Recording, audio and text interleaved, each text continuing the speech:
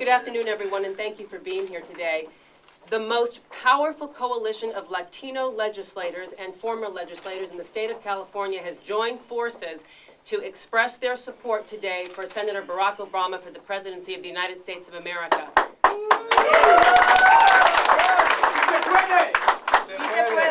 This is a powerful group of leaders here, the most powerful women Hispanic leaders in the state of California, along with some of the most powerful Hispanic leaders.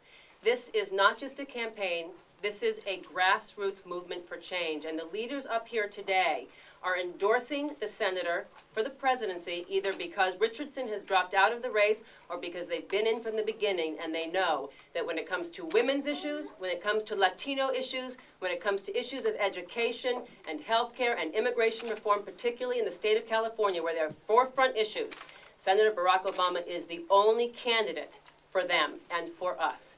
So without further ado, I'd like to introduce you to them, and I think you'll see when I read you who they are, that it's an impressive show of support as women, as men, as Latinos in this state.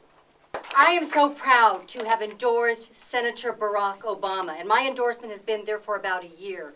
And I'm very pleased to see as we get closer to the February 5th election, and we understand that California can decide the next president of the United States, and that the Latino community has the ability to make the difference in this critical election, that more and more, when we examine the records, when the candidates come out and speak in our communities, that more and more Latinos are understanding clear differences and supporting the message of Senator Barack Obama. Today, we are in a crisis in America.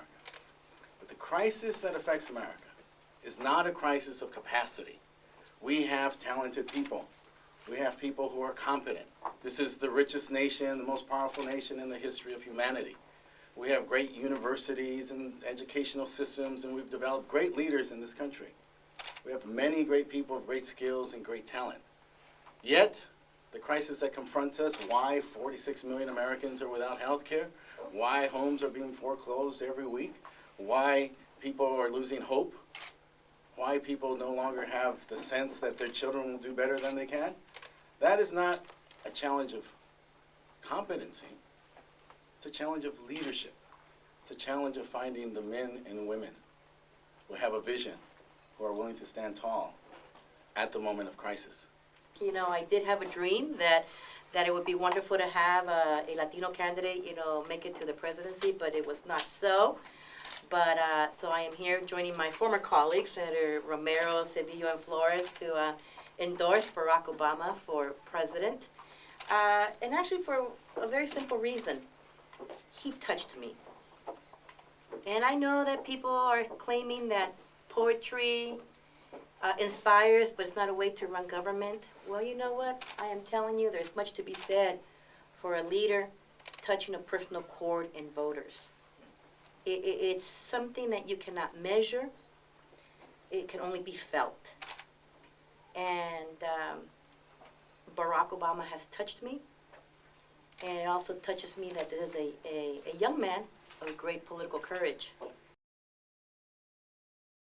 That not since Bobby Kennedy came to Delano and stood with the farm workers, not since Bobby Kennedy toured through Los Angeles and went through the communities and understood the communities, has there been a passion like you're going to see when Barack Obama comes to California and wins this primary overwhelmingly. Do you agree? Yes.